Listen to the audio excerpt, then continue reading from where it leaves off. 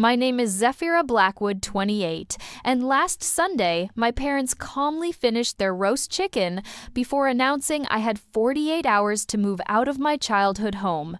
No explanation, no warning. Just get out. I nodded politely, excused myself, and drove home in tears. What I discovered the next day while packing wasn't just shocking, it would dismantle our entire family. Blood doesn't always mean loyalty, and some betrayals cut deeper than others. Before I continue this family revenge drama that changed everything, I'd love to know where you're watching from. Drop your location in the comments, and if you enjoy stories about family secrets and justice served, hit that subscribe button and notification bell. You won't want to miss what happens next in this wild ride of betrayal and unexpected consequences. Growing up as the only child of Richard and Eleanor Blackwood meant living under a microscope of expectations.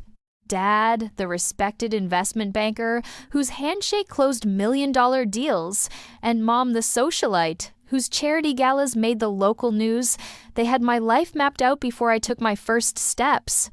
Harvard Business School was non-negotiable, though I secretly applied to art history programs, followed by a suitable career and marriage to someone from our circle.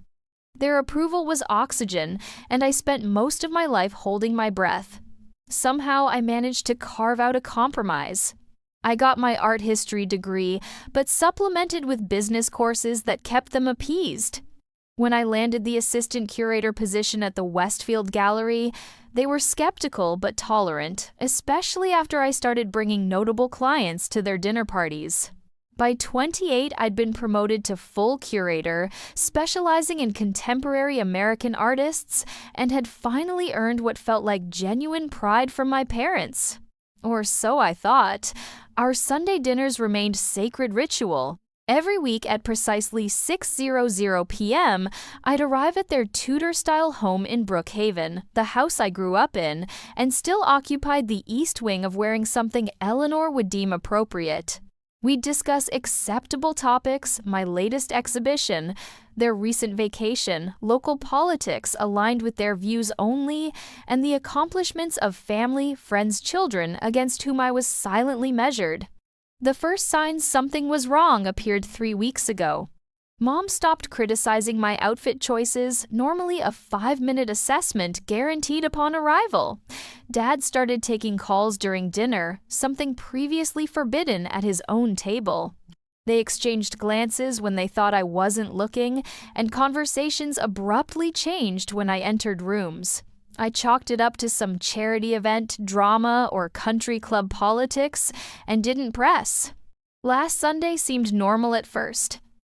Mom's housekeeper had prepared her famous roast chicken. Dad poured the usual Cabernet. The weather was discussed, a new restaurant reviewed. Then, as Eleanor delicately patted her lips with a napkin, Richard cleared his throat. "Zephira, your mother and I have been meaning to talk to you," he began his tone, the same as when discussing quarterly investment reports. "We've decided we need our space back. You have 2 days to pack your things and find new accommodations." The chicken turned to sawdust in my mouth.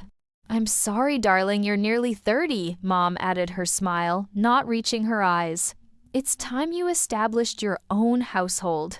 We've been more than generous, allowing you to stay this long. But I've always lived here. My wing is practically separate." "I'm barely in your way," I stammered, trying to process this sudden eviction. Dad checked his watch. 2 days should be sufficient. "We can recommend some suitable apartment buildings if needed." They continued eating as if they'd merely commented on the weather forecast. I sat frozen fork suspended mid-air, waiting for the punchline that never came. "Is everything okay? Have I done something wrong?" I finally managed. "Nothing's wrong," Mom replied, with practiced pleasantness. "We simply need our space. You understand." But I didn't understand. Not then. My hands trembled as I excused myself, claiming an early morning meeting. Neither parent rose to hug me goodbye, another break in tradition. I drove home in a daze, tears blurring the familiar streets.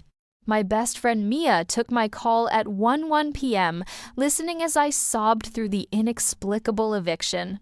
"Stay with me until you figure things out," she offered without hesitation. "My guest room is yours as long as you need." That night, I barely slept, cataloging every recent interaction with my parents, searching for clues I might have missed. Had I embarrassed them somehow? Was there a family friend whose son I'd rejected once too often? Nothing made sense. The next morning, I called in sick to work for the first time in my career and began the surreal task of packing up my life. As I sorted through belongings accumulated over nearly 3 decades, my shock gradually crystallized into something harder and colder. Whatever was happening, I'd get through it with the poise and dignity they drilled into me since childhood. By evening, my car was loaded with essentials, clothes, important documents, keepsakes, and enough personal items to make Mia's guest room temporarily mine. I'd return tomorrow for the remainder when my parents would be at their regular Monday engagements. Something told me it would be easier without their cold stares tracking my movements. What I couldn't know then was that tomorrow's return would uncover secrets that would shatter every illusion I had about my perfect family. Sometimes, being forced out is actually being set free, but freedom comes with its own price. Tuesday morning dawned with unseasonable rain that matched my mood perfectly. I'd arranged to take another day off work, knowing my parents would be out dad at his weekly golf game, followed by lunch with clients, mom at her standing hair appointment, and charity committee meeting. The empty house would give me space to collect my remaining belongings without their uncomfortable presence. The familiar crunch of gravel under my tires as I pulled into the circular driveway felt different now. I was no longer arriving home but visiting a place that had abruptly withdrawn its welcome. I used my key for what might be the last time and stepped into the silent foyer where family portraits chronicled decades of carefully curated happiness. I headed straight for my wing to finish packing methodically, filling boxes with books, artwork, and the remainder of my wardrobe. With each item I wrapped and stored, my initial devastation hardened into something more resolute. By noon, I had nearly finished my car and a small rented trailer packed to capacity. That's when I realized I'd forgotten some important documents in the filing cabinet in my bathroom medical records, my birth certificate, and the trust fund paperwork for my grandmother. I'd need those especially now that I was establishing my own household. The file was missing. I searched every drawer, growing increasingly frantic. These weren't just papers. They were my identity, my history, my financial security. The trust from grandmother Vivian had been established when I was born, a significant sum that would transfer fully to my control at age 30. Just 2 years away. A cold feeling settled in my stomach. With growing unease, I made my way to my father's study, a room I rarely entered without explicit invitation. The heavy oak door was closed but unlocked. Inside, the scent of leather and my father's sandalwood cologne permeated the space. I hesitated at his imposing desk, years of conditioning, making my hands shake as I contemplated opening the drawers. "This is an emergency," I whispered to myself, overriding the lifetime of rules about respecting my parents' privacy. The top drawer held nothing unusual: pens, paper clips, business cards. The second contained files labeled with investment accounts and property holdings. In the third drawer, I froze. There was a folder with my name on it, not just one, several. I pulled them out with trembling hands and spread the contents across the desk. Bank statements for accounts I'd never opened. Loan applications bearing my signatures I had never penned. Credit card statements for cards I'd never possessed, showing purchases I'd never made. And most shocking documents showing systematic transfers from my trust fund to accounts controlled by my parents. They had been stealing from me for years. My hands shook as I photographed everything with my phone pulse racing with each damning page. A separate folder contained emails between my parents discussing their Zafira contingency plan. They'd been monitoring my growing independence with alarm, worried I might discover their financial manipulations once I gained full control of my trust fund. The eviction wasn't about needing space, it was strategic elimination of risk. Me. The office door creaked. My head snapped up to see my mother standing in the doorway, her expression shifting from surprise to cold calculation as she took in the scattered papers. "You weren't supposed to be here until later," she said, her voice devoid of the warmth I'd spent a lifetime seeking. "And you weren't supposed to be stealing from your daughter," I replied, surprising myself with my steady voice. "What is all this? There are loans here I never took out. Credit cards I never applied for." Dad appeared behind her, his imposing frame filling the doorway. "You're overreacting. We've simply been managing your finances." By committing identity theft, by draining my trust fund, the one Grandma Vivian specifically left to me, "We've provided everything for you," Mom said dismissively. "That money has gone to your education, your lifestyle, my Harvard education was covered by Grandma's dedicated education fund, not this trust," I countered, holding up the statements. "And according to these transfers, you've taken over $300, 0 inches, the past 5 years alone. For what?" Dad stepped into the room, closing the door behind him. "This is family business, Zephyrah. Your grandmother wouldn't have wanted you to waste that money on art nonsense when we had investment opportunities that would benefit the entire family. So you forged my signature opened credit accounts in my name. That's not management, that's fraud." "Don't be dramatic," Mom sighed. "We're your parents. Everything we've done has been for your own good." "My credit score is in ruins. According to these reports," I said, holding up a paper, "I have loans I never knew about." "How is that for my own good?" Dad's face hardened. "This is why we needed you out. You've grown unmanageably independent. Start questioning everything." "As I should. You've been stealing from me." "Keep your voice down," he snapped. "Think very carefully about your next move, Zephyrah. If you pursue this, you'll destroy this family." "Is that what you want? To tear apart everything we've built because you're suddenly feeling entitled to money you didn't earn?" His words hit like physical blows, but instead of cowering as I might have days earlier, I stood taller. "What you've built is a fraud. And I didn't just find my files, did I? I found evidence you've done this to others." A flicker of unease crossed his face. "You have no idea what you're talking about." "Uncle Marcus, Cousin Lily, are they next? Or have you already started on them too?" Mom stepped forward, her perfectly manicured hand gripping my arm. "Listen carefully. If you breathe a word of this to anyone, we'll deny everything. Who do you think people will believe? Your father is a respected financial advisor. You're just a girl who plays with pictures for a living." I pulled away from her grasp. "I have evidence." "And we have 30 years of being upstanding community members," Dad countered. "Think about your future, Zephyrah. Your career, your reputation. Do you really want to drag yourself through a public scandal? Over what? Some money you'll inherit eventually anyway?" I gathered the papers, clutching them to my chest. "I'm taking these." "Those are private family documents," Dad said, stepping toward me. "No, they're evidence of fraud. My fraud. Since I'm apparently the one who took out these loans." I edged toward the door. "I'm leaving now. Don't try to stop me." "Don't be foolish, Mom," said her voice softening to the manipulative tone I now recognized from whenever she'd wanted something from me. "Let's discuss this calmly. As a family, we stopped being a family when you decided to steal my identity and my inheritance," I replied, my voice breaking despite my best efforts. "Stay away from me." I backed out of the study papers, clutched to my chest, and ran for my car. As I pulled away from the house, I glimpsed them in the rearview mirror, standing side by side on the porch, my mother's hand raised as if in farewell. My father's face darkened with something I'd never seen directed at me.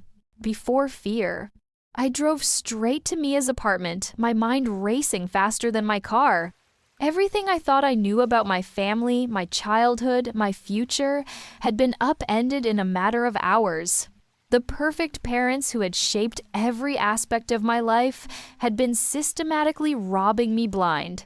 And now I had to decide what to do about it. The first night at Mia's apartment, I barely slept. I spread the stolen documents across her living room floor, creating an archaeological dig site of my parents' betrayal. Each paper revealed new depths of their deception. Credit cards opened in my name to fund luxury vacations, labeled as business trips, personal loans, financing my father's failed side investments, systematic siphoning from my trust fund, disguised as management fees. "This is insane," Mia whispered, helping me organize the evidence into chronological order. "How long has this been going on?" Based on these statements since I turned 18, I replied, my voice hollow. "The moment they legally could." My phone buzzed constantly with texts and calls from my parents, alternating between threats and pleas. "You're making a terrible mistake. Let's talk this through like adults. Remember everything we've done for you. This will destroy all of us if you proceed." I silenced my phone and focused on creating a plan. The next morning, I called in sick to work again and scheduled an emergency appointment with a financial advisor. Mia recommended someone with no connections to my family. Marcus Chen's office was deliberately soothing, with soft lighting and comfortable chairs, but nothing could ease the knot in my stomach as I slid the documents across his desk. "I need to understand exactly what's happening here," I said. "And what my options are?" Marcus reviewed the papers with growing concern, occasionally glancing up at me with poorly concealed shock. After nearly an hour, he removed his glasses and sighed deeply. "Miss Blackwood, I'm not going to sugarcoat this. What I'm seeing is extensive financial abuse and identity theft. There are at least 6 credit accounts and 3 personal loans opened in your name without your knowledge. Your credit score," as he paused, checking a report currently 520, which is considered very poor. The room seemed to tilt. "How bad is the damage financially? Based on these documents alone, you're carrying approximately $127 0 inches, fraudulent debt not including the misappropriated trust fund amounts, which appear to total over $300 000 over the past decade." A hysterical laugh escaped me. "So I'm nearly $500,000 in the hole, and I didn't spend a penny of it. The challenging aspect here is that this was done by family members," Marcus continued carefully, "which complicates both the emotional and legal dimensions. What are my options?" "You have several, none of them easy," he replied. "You can file identity theft reports with the credit bureaus and the police, which would likely trigger a criminal investigation of your parents. You can pursue civil action to recover the funds. Or you can negotiate some form of private settlement." Each option felt impossible in its own way. Filing reports meant publicly accusing my parents of crimes. Civil action meant dragging family matters through court. Private settlement meant trusting the very people who had systematically betrayed me. "I need to think," I said, gathering the papers with shaking hands. "Take your time," Marcus replied, handing me his card. "But don't wait too long. Based on these account activities, they're still actively using your identity." My next stop was a law office specializing in identity theft. Catherine Winters, an attorney with kind eyes and a no-nonsense demeanor, reviewed my situation with clinical precision. "Family-based identity theft is more common than people realize," she explained. "The perpetrators have easy access to personal information and often a misguided sense of entitlement to their children's resources." They said they were managing my money for my own good. I said the words bitter on my tongue. Catherine's expression hardened. "That's a common justification. The reality is, they stole from you and damaged your financial standing potentially for years to come. How do I fix this? First, you secure what's left," she advised. open new accounts at different banks, place fraud alerts and credit freezes, secure any remaining assets they don't have access to. I nodded, taking notes with mechanical precision, trying to stay focused on practical steps rather than the emotional hurricane inside me. Then, we discuss how aggressive you want to be in recovery, she continued. The fastest way to clear your credit is filing police reports identifying your parents as the perpetrators. That's also the most personally difficult route for most victims. Would I have to press charges? That would be up to the prosecutor, but your cooperation would likely be necessary for any case to proceed. I stared out her office window at the city below, people moving through their normal Tuesday lives, unaware that my world had collapsed. Could I really file reports that might send my parents to jail, the people who had raised me, who had shaped every aspect of my existence? But then again, those same people had deliberately ruined my credit, stolen my inheritance, and thrown me only out when I might discover their crimes.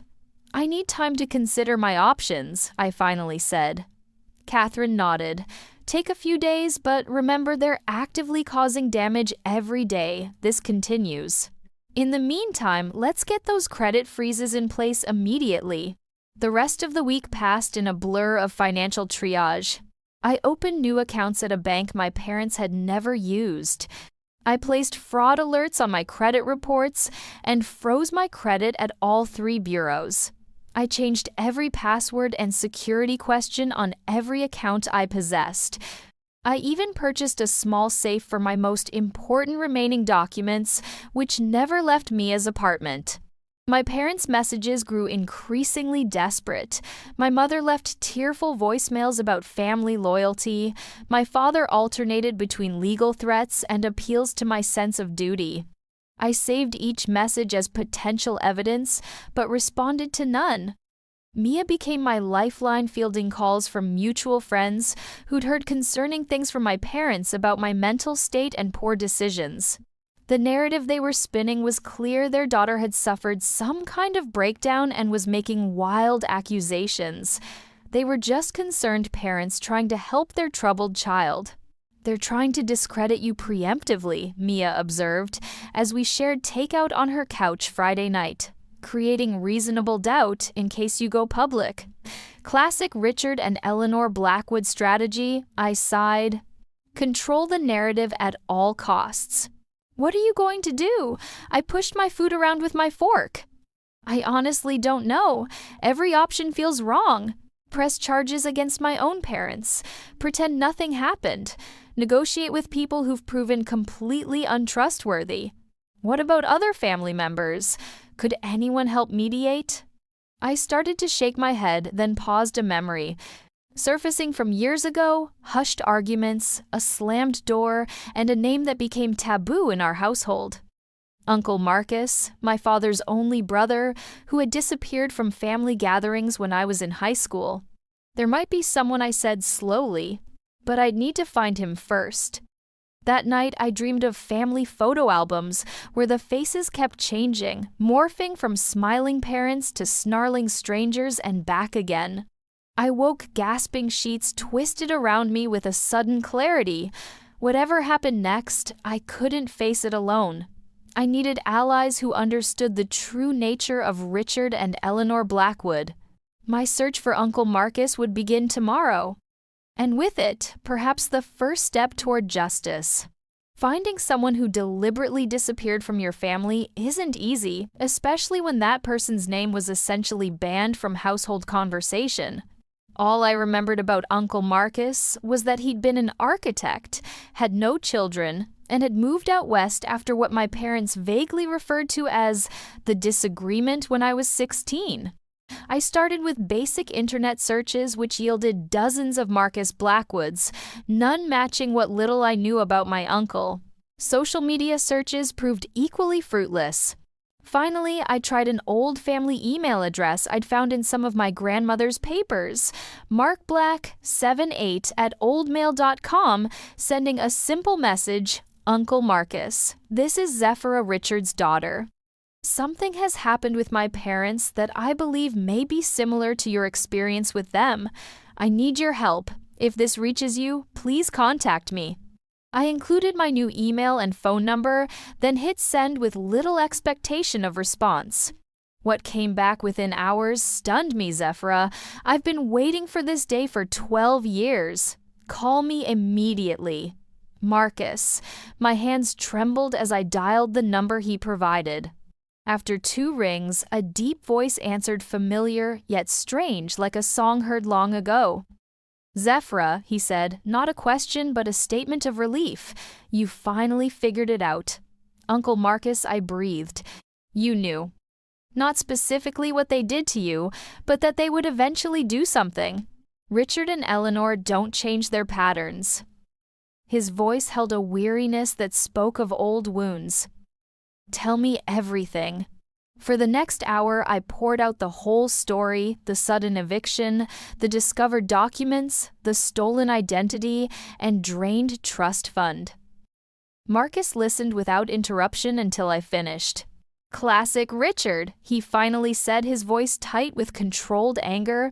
He did almost the exact same thing to me. What happened? Marcus sighed heavily.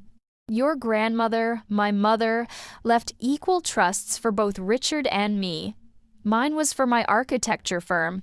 The day after her funeral, I discovered Richard had convinced her to make him co-trustee on my fund for protection. Within a year, he drained it to invest in his own ventures. When I confronted him, Eleanor orchestrated a family campaign claiming I was mentally unstable and financially irresponsible. They turned everyone against me. My stomach twisted with the horrible familiarity of his story. They're already doing that to me, telling friends I'm having some kind of breakdown. I should have warned you years ago, Marcus said, regret heavy in his voice, but they had such control over access to you. Every attempt to contact you was blocked, letters returned, calls screened. Eventually, I rebuilt my life in Portland and tried to put it all behind me. How did you recover? Financially, it took years. Emotionally, I'm still working on it. He paused, but I did learn something valuable you should know. Your father keeps meticulous records of everything, even his crimes. It's both his greatest strength as a financial advisor and his greatest vulnerability. If you found some documents, there are almost certainly more. I only had access to his home office. I said not his work files. The real evidence will be at the beach house, Marcus said confidently. In the hidden safe behind the painting in the study. Richard always kept his most sensitive documents there, away from the main house. I sat up straighter. The Hamptons house, I have a key, but I didn't think they'd been there in months. They always use it less in winter. If you want comprehensive evidence of what they've done, that's where you'll find it. A plan began forming in my mind. Uncle Marcus, can we meet in person? I think I need your help with something bigger than just finding documents. I can fly to New York tomorrow, he replied without hesitation. Text me where to meet you. The next day, I picked up Marcus from JFK Airport, recognizing him immediately despite the 12-year separation. He had the same Blackwood jawline as my father, but warmer eyes and silver-streaked hair worn longer than Richard would ever allow. We embraced awkwardly, 2 strangers connected by blood and betrayal. Over lunch at a quiet restaurant far from my parents' usual haunts, Marcus shared more details about his history with my father. Richard has always been methodical about getting what he wants. He sees relationships as transactions and family as assets to be managed. I'm beginning to understand that I said bitterly. What I don't understand is why. They're already wealthy. Why steal from me too? Marcus's expression darkened. It's never been about need with Richard. It's about control. Your trust fund represented money he couldn't directly access or control. That was intolerable to him. Have they done this to others besides us? Marcus nodded grimly. I've identified at least 3 other victims over the years. Your second cousin, Sophia, who mysteriously had to drop out of medical school due to financial issues after your father became trustee of her college fund. Your mother's nephew, Thomas, whose startup suddenly collapsed after Richard offered to help with the accounting, and grandmother's longtime housekeeper, Mrs. Abernathy, whose retirement fund disappeared after Eleanor convinced her to let Richard invest it properly. My blood ran cold. You've been tracking all this. Someone had to document the pattern. I always hoped one day someone from inside the family would be willing to help expose them. That afternoon, we drove to the Hamptons Beach House, a sprawling oceanfront property used primarily for summer entertaining. As expected, it was empty, the driveway unplowed from recent snow. Inside, the furniture sat under dust covers like patient ghosts. Marcus moved with surprising certainty through the silent house to my father's private study. The painting a dreary seascape my mother had always hated, but my father insisted on displaying concealed exactly the safe he described. Do you know the combination? I asked. Richard uses the same sequence for everything important, Marcus replied, turning the dial. Grandmother's birthday backwards. The safe swung open to reveal neat stacks of folders, each labeled with names. Mine was there alongside Marcus's, Sophia's, Thomas's, and at least a dozen others I didn't recognize. My God, I whispered, seeing the full scope of my parents' deceptions for the first time. This is systematic. It's how they built their fortune, Marcus confirmed grimly. Not through Richard's investment genius, but through stealing from family members who trusted them. We photographed everything carefully, returning each document exactly as we'd found it. By the time we left, my phone contained enough evidence to potentially send my parents to prison for multiple counts of fraud, identity theft, and financial exploitation. What are you going to do with all this? Marcus asked, as we drove back to the city, the weight of discovery heavy between us. I stared at the road ahead, the question echoing in my mind. What was I going to do? Turn in my own parents? Try to recover my losses quietly? Warn others? I don't want vengeance, I said finally. But I do want justice, not just for me, but for everyone they've hurt, including those who don't even know they're victims yet.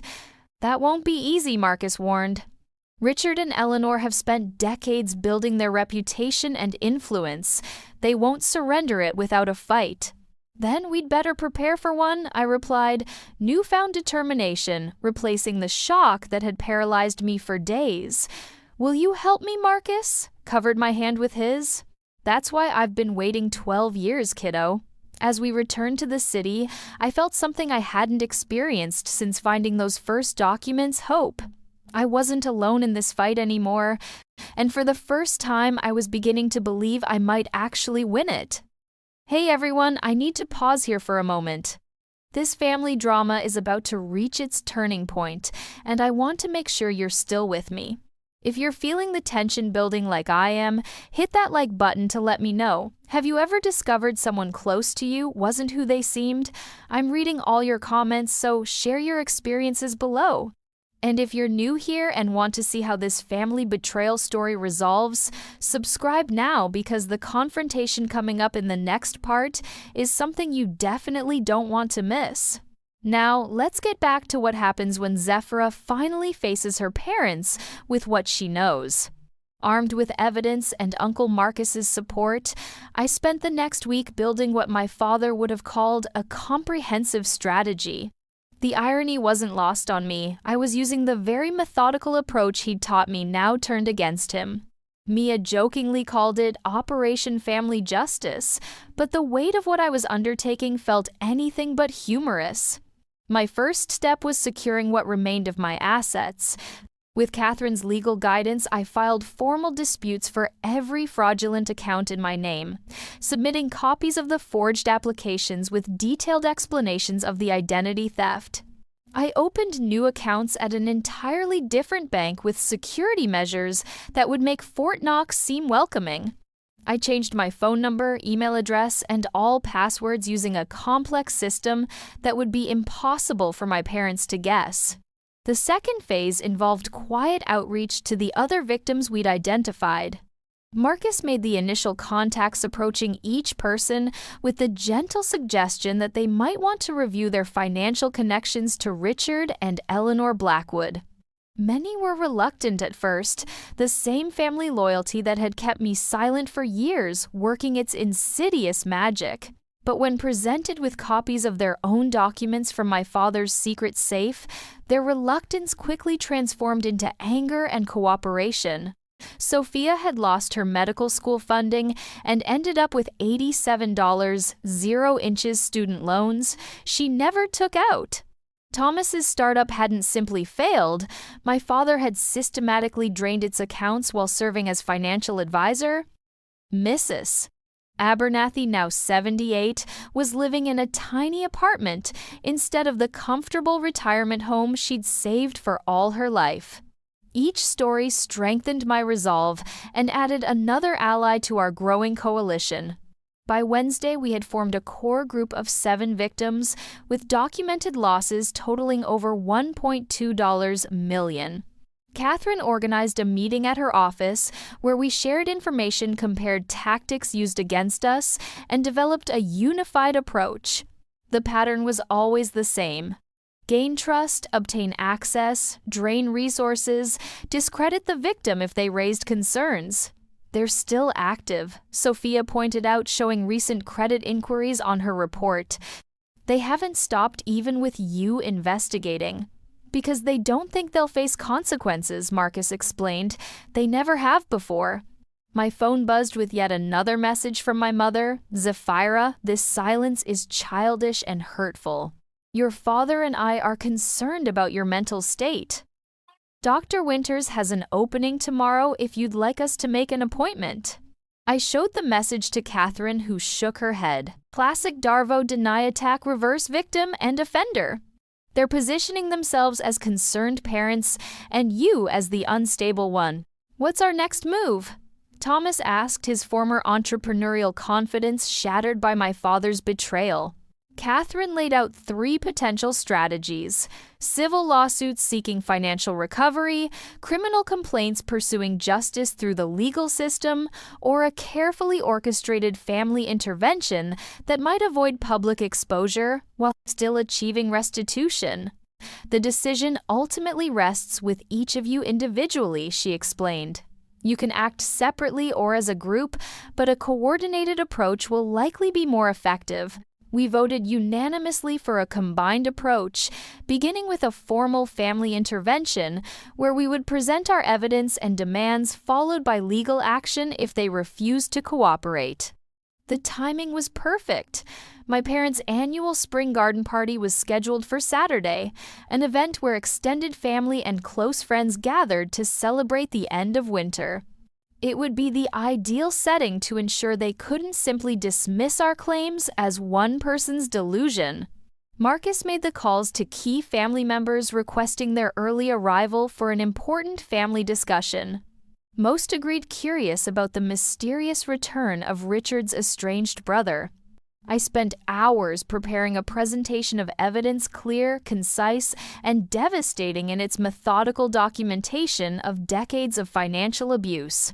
Meanwhile, my parents' messages grew increasingly desperate and manipulative. We've always supported your artistic pursuits, despite our concerns. Is this how you repay our generosity? Your grandmother would be heartbroken to see you turning against family this way. We've contacted Dr. Mercer about residential treatment options. We're only trying to help you, Zephira. Each message strengthened my resolve. They weren't concerned parents. They were predators, seeing their prey escape. Friday night, I barely slept, running through scenarios in my mind. What if no one believed us? What if my parents had contingency plans we hadn't anticipated? What if family loyalty trumped justice once again? Marcus called early Saturday morning. Are you ready for this? No, I admitted. But I'm doing it anyway. That's courage, kiddo. Not the absence of fear, but action despite it. We arrived at my parents' house 2 hours before the scheduled party. The catering vans were already unloading staff, bustling with preparations for an event that would unfold very differently than planned. Marcus and I set up in the formal living room, arranging chairs in a circle and connecting my laptop to the large television screen. Family members began arriving, confusion evident on their faces as they were directed to the living room instead of the garden. Aunt Vivian, my father's sister, cousin Eliza, and her husband. My mother's brother Peter and his wife Diane, grandmother's sister Ida, now in her 80s but sharp as ever, and a dozen others representing both sides of the family. At precisely 2 p.m., Richard and Eleanor entered, stopping short at the unexpected gathering in their living room. "What is this?" my father demanded, his eyes narrowing at the sight of Marcus. "A family meeting," I replied, standing to face him directly. "Please take a seat. There's something everyone needs to see." "If this is some sort of ambush," my mother began. "It's the truth," Eleanor Marcus cut in, "something this family has avoided for far too long." For the next hour, we presented our evidence methodically: financial records, forged signatures, fraudulent accounts, and the testimonies of those who had lost everything to Richard and Eleanor's schemes. We showed the pattern extending back decades, the careful grooming of victims, and the systematic discrediting of anyone who questioned them. My parents' reactions progressed from indignant denial to desperate deflection to cold fury as they realized the comprehensive nature of our evidence. "This is absurd," my father attempted addressing the stunned family members. "Marcus has always been jealous of my success. He's clearly manipulated Zephira during some sort of breakdown." "Stop," I interrupted, my voice stronger than I'd ever used with him. "Every document is authenticated. Every victim is prepared to testify. Every transaction is traced. It's over, Dad." Aunt Vivian was the first family member to speak. "Richard, is this true? Did you steal from your own daughter?" "Of course not," my mother interjected smoothly. "We managed her trust fund as any responsible parents would. Perhaps some paperwork wasn't perfectly executed, but you forged my signature on loans totaling over $120. 000, I said flatly. "That's not paperwork issues, it's fraud." "And mine," Sophia added. "And Thomas's, and Mrs. Abernathy's, and how many others?" The room erupted in questions, accusations, and expressions of shock. Decades of carefully constructed respectability crumbled before my eyes as family members began connecting dots: mysterious financial hardships, unexplained estrangements, the careful isolation of victims. My father's face hardened into a mask I'd never seen before, his public persona entirely stripped away to reveal the calculating man beneath. He turned to me, voice low and venomous. "You have no idea what you've done." "I know exactly what I've done," I replied steadily. "I've stopped you." Grandmother's sister Ida, the family matriarch since my grandmother's passing, rose shakily to her feet. "Richard, Eleanor, I've heard enough. You will make full restitution to everyone in this room you've harmed. You will resign from all family financial responsibilities immediately. And you will seek professional help for whatever is broken in you that allowed this betrayal. And if we refuse," my father challenged. Marcus stepped forward.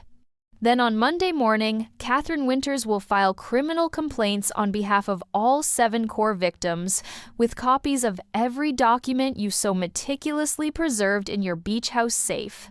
The family scandal you've always feared will become front-page news." The color drained from my mother's face. "You wouldn't." "You gave me 2 days to get my stuff out," I reminded her. "I'm giving you the same courtesy. 2 days to agree to full restitution and professional help, or we go to the authorities." The garden party never happened. Staff was dismissed, guests called with last-minute cancellations. The family remained sequestered in that living room for hours, working through decades of deception. Some family members left in disgust, unable to face the truth about Richard and Eleanor. Others stayed determined to rebuild what had been broken.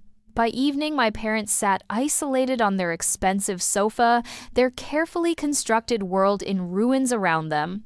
The family had unanimously supported Ida's demands: full financial accounting, complete restitution, psychiatric evaluation, and removal from all positions of financial authority within the family.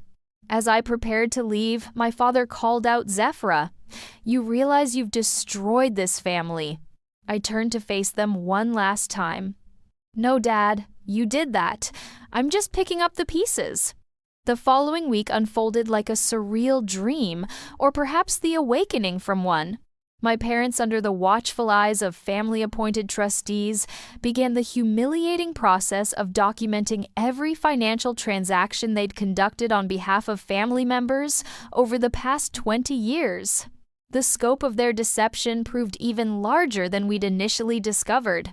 Aunt Vivian, who had always claimed financial incompetence and relied on my father's generous management of her inheritance, learned he had systematically drained nearly 2/3 of her estate through hidden fees and fraudulent investments. My mother's cousin James discovered the unsuccessful business venture that had cost him his retirement savings had actually been quite profitable for my parents, who had diverted the returns to their own accounts. The family gathered again the following Saturday, not at my parents' house, which now felt tainted, but at Aunt Ida's spacious Upper East Side apartment. The atmosphere was solemn, more like a funeral than a family meeting.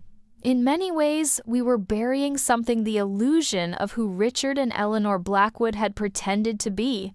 "We've completed the preliminary accounting," Marcus reported, distributing folders to each affected family member.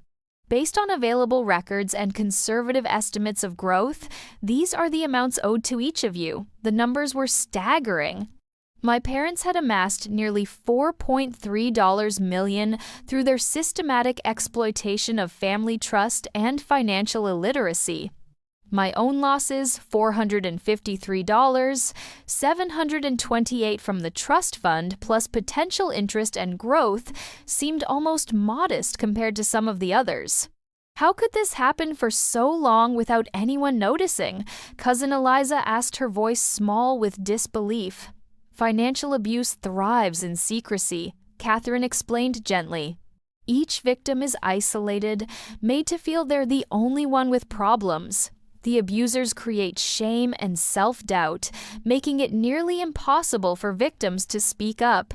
And Richard was very good at making his victims look incompetent," Marcus added.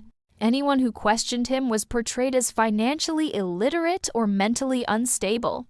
My parents sat stiffly at the far end of Ida's dining table. My father's expression remained stony, but my mother occasionally dabbed at tears. Whether genuine or performative, I couldn't tell anymore. Everything I thought I knew about them had been revealed as an elaborate facade. "We've prepared a restitution agreement." Catherine continued sliding documents toward my parents. "It requires liquidation of non-essential assets, restructuring of investment accounts, and transfer of the Hamptons property to a trust that will manage the recovery process." "That's preposterous," my father snapped, finding his voice at last. "You expect us to sell everything we've worked for, become paupers in our 60s. Uncle Peter, my mother's brother, who had remained largely silent until now, leaned forward. "Worked for Richard, you stole it.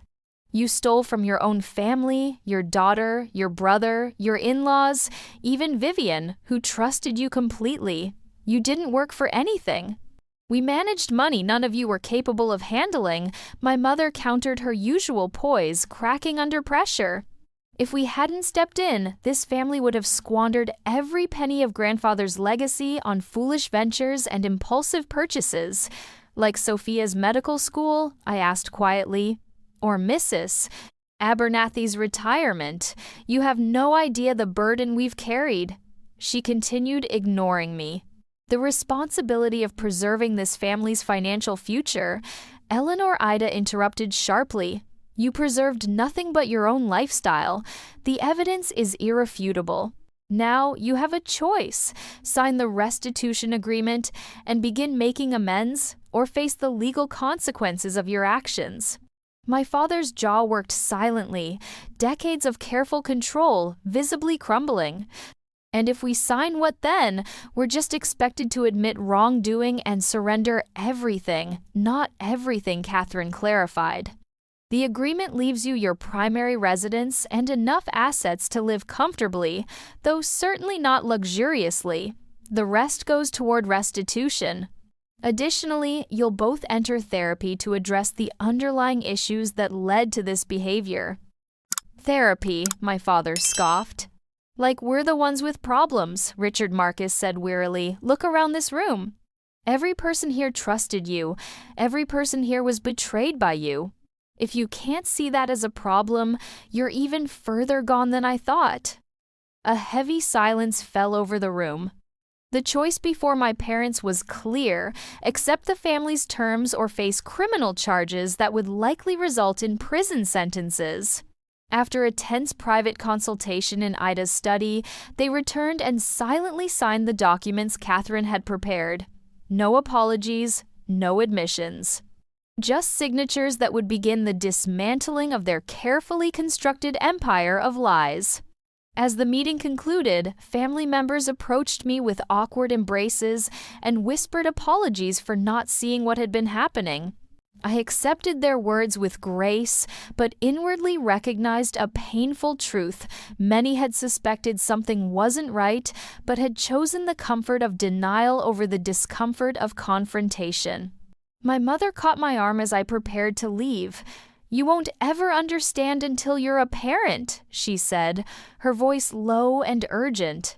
"Sometimes protection requires difficult choices." I gently removed her hand. "This wasn't protection, Mom. It was predation. I hope someday you'll understand the difference." Outside the spring, air felt cleansing after the emotional intensity of the meeting. Marcus walked me to a nearby cafe, where we sat in companionable silence for several minutes. "What happens now?" I finally asked. "Practically speaking, months of financial untangling, years of healing for some. Your parents will likely never fully admit what they did. People like them rarely do, but they can't hurt anyone else now." I stirred my coffee absently. I keep waiting to feel triumphant or vindicated, but mostly I just feel sad. Marcus reached across the table and squeezed my hand. "That's because you're mourning, kiddo. Not just the money that was taken, but the parents you thought you had, the family you believed in. It's a profound loss." Tears I'd been holding back for weeks finally spilled over. "How do you rebuild after something like this?" "One day at a time," he replied, with the wisdom of someone who had walked this path before me. "You surround yourself with honest people. You learn to trust your instincts again. You create something better than what was lost." In the weeks that followed, I threw myself into reconstruction, not just of my finances, but of my understanding of family. I moved into a small but sunny apartment in Brooklyn, far from the upper-class neighborhood where I'd grown up. I worked with Catherine to recover what could be recovered of my stolen funds. I reconnected with Marcus and other family members who had been similarly isolated by my parents' manipulations. Most importantly, I started a support group for survivors of family financial abuse, creating the resource I had desperately needed in those first confusing days after discovery. We met weekly in a community center downtown, sharing stories, strategies, and the slow, painstaking process of healing from betrayal by those who should have protected us. My parents complied with the restitution agreement, but maintained their innocence in carefully worded messages conveyed through their new attorney. They sold the Hamptons house and liquidated most of their investment portfolio. They began court-ordered therapy, though I had little hope it would create genuine change. 3 months after that fateful Sunday dinner, when they had ordered me out of their house, I received a card from my mother. Inside was a check for $50,000, a fraction of what they owed me, but the first tangible acknowledgement of their debt. The note simply read, "A beginning." I stared at the check for a long time, emotions warring within me. This wasn't forgiveness or reconciliation. This wasn't even close to making things right. But it was something I hadn't expected, a crack in the wall of denial they had built around themselves. I deposited the check into the trust fund Catherine had established for my financial recovery and sent a brief reply, received. Z.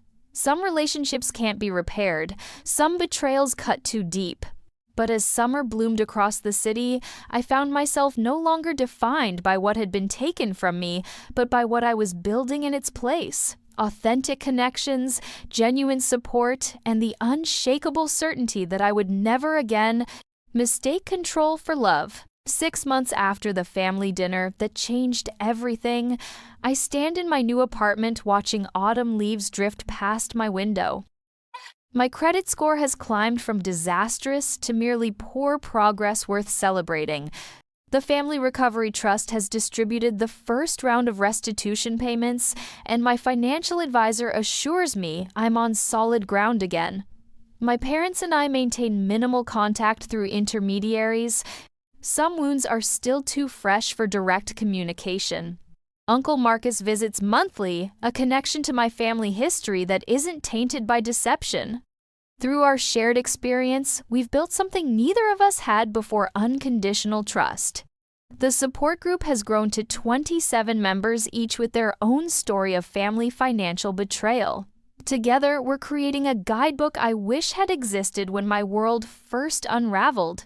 Some days I still grieve the parents I thought I had, but more often I'm grateful for the authentic life. Their betrayal ultimately forced me to build one where love isn't measured by obedience and worth isn't calculated in dollars. Has family ever taught you unexpected lessons about trust and resilience? I'd love to hear your stories in the comments. If this journey resonated with you, please hit like and subscribe to support more storytelling about family dynamics and the sometimes painful path to authenticity. Thank you for witnessing my story, and remember, sometimes being forced out is actually being set free. Until next time, this is Zafira, wishing you relationships built on honesty and respect, the only foundation worth building upon.